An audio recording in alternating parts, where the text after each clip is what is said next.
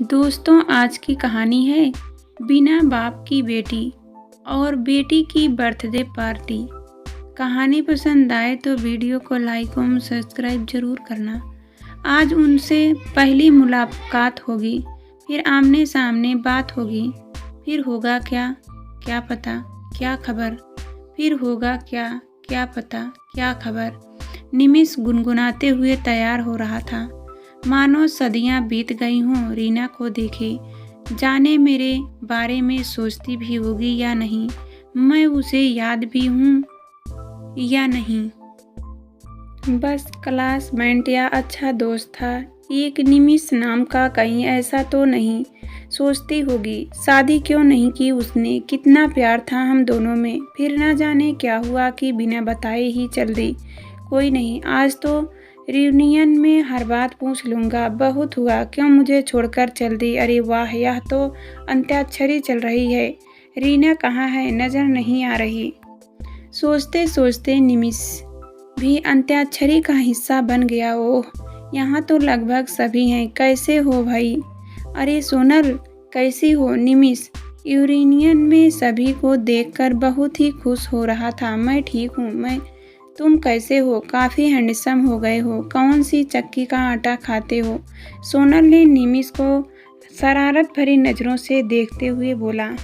तुमने भी तो शादी नहीं की, बोलो क्या इरादा है? चलें शादी करने?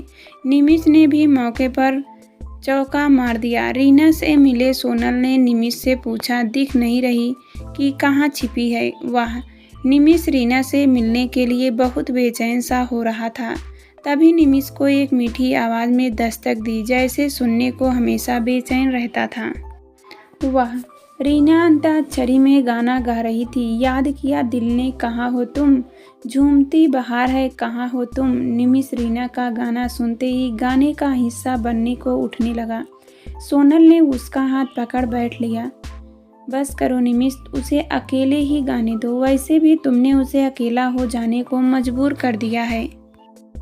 पर मैं तो आज तक समझ ही नहीं पाया कि किसने मुझे छोड़ा को बिना बताए वह मेरी ज़िंदगी से चली क्यों गई। निमिष रीना को देखे जा रहा था। ओह, तो तुम कहना चाहते हो कि तुम कुछ नहीं जानते? रीना क्यों अकेली है? सोनल ने हैरान होकर कहा। क्या जानना चाहिए मुझे, बोलो। सोनल, निमिष कुछ समझ नहीं पा रहा था। रियूनियन की पार्टी के बाद तुम रीना से खुद ही पूछ लेना। मेरा तुम्हारे और उसके बीच में बोलना ठीक नहीं होगा, पर बात जरूर करना रीना से। सोनल ने निमिष के कंधे पर हाथ रखते हुए बोला। और अगला गाना सुनी निमिष को लगा जैसे कुछ तो है।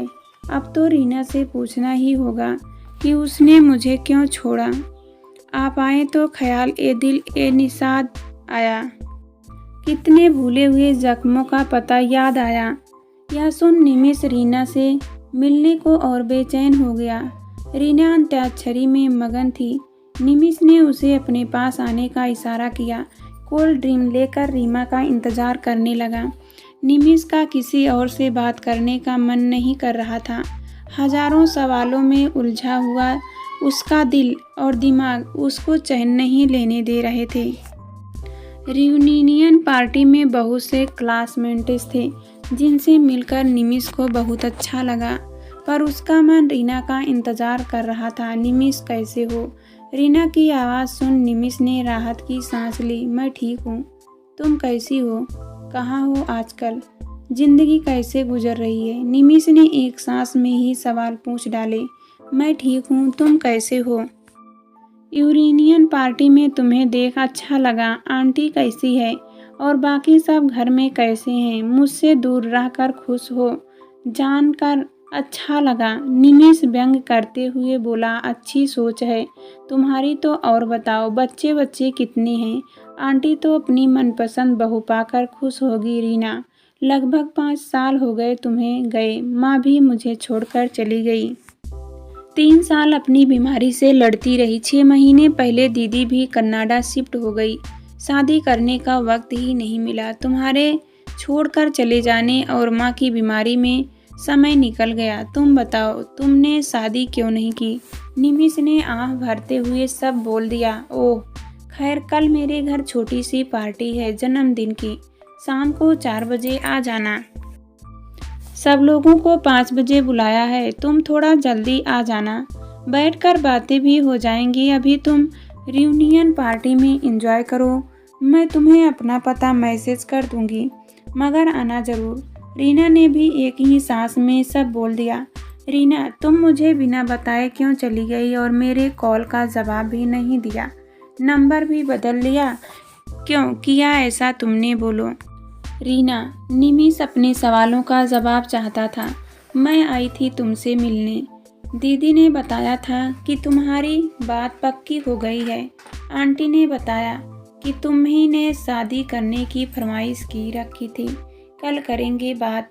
और सब हिसाब। रीना की आंखों में सवाल नजर आ रहे थे।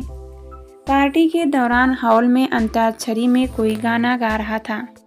तुम बिन जीवन कैसे बीता, पूछो मेरे दिल से, पूछो मेरे दिल से, ठीक है कल ही सही, पर सारे जवाब तैयार रखना।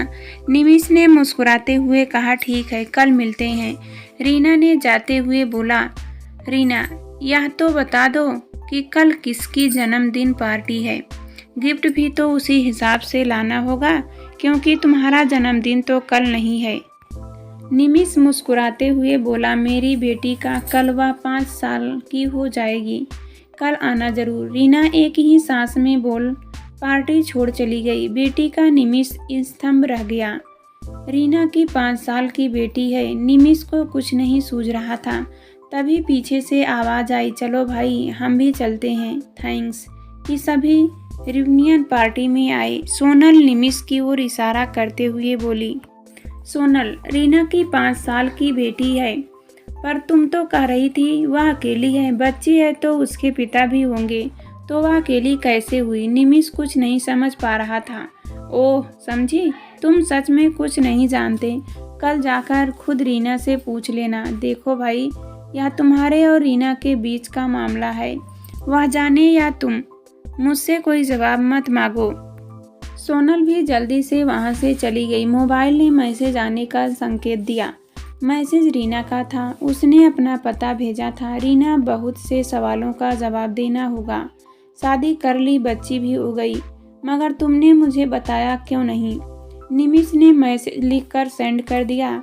रियूनियन व्हाट द जोक, क्या? यही सब जानने के लिए मैं यहाँ आया था। आखिर रीना शादी कर कैसे सकती है? वादा मुझसे की और शादी किसी और से। एक बार मुझसे बोल तो देती। पर सोनल ने कहा कि वह तो अकेली है, हो सकता है कि वह सच में अकेली हो, उसका पति नहीं।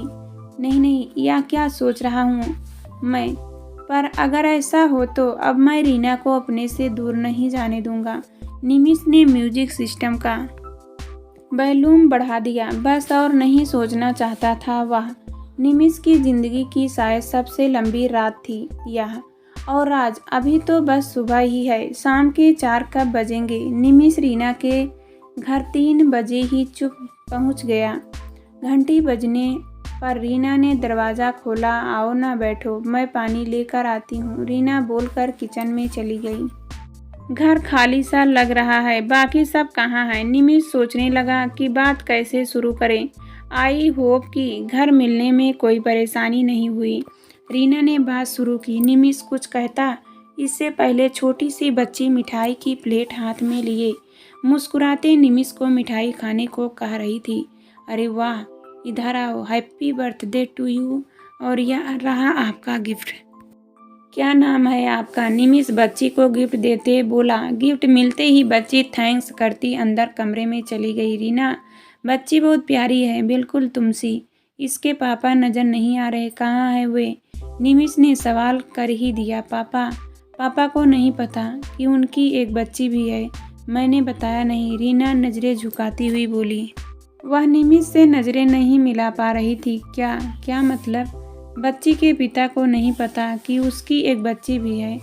क्या तुम लोग अलग हो गए? वे इस बच्ची का पिता है? रीना, अलग होने पर भी बाप और बेटी का रिश्ता तो नहीं बदलता। यह कहीं तुम्हारी वह जिद वाली बात तो नहीं है? अगर मैं इसके पिता की जगह होता तो तुम पर केस कर देता। एक बच्ची को पिता के प्यार से वंचित रखने पर मैं तुम पर केस कर देता और फिर तुम बच्ची को देखने को भी तरस जाती। निमिष ने बस बोल दिया, बिना सोचे समझे। इतने में बच्ची अपना गिफ्ट खोल कर ले आई और खुशी से अपनी माँ को दिखाने लगी, पर माँ को रोता देख गिफ्ट फेंक माँ के गले लग गई।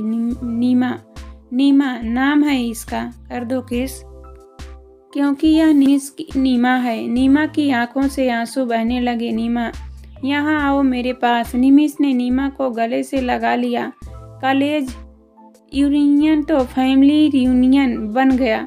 निमिष ने रीमा को भी गले से लगा लिया। सभी सवालों के जवाब रीमा ने एक वाक्य में दे डाले थे। निमिष भी अपने आंसू न रोक पाया।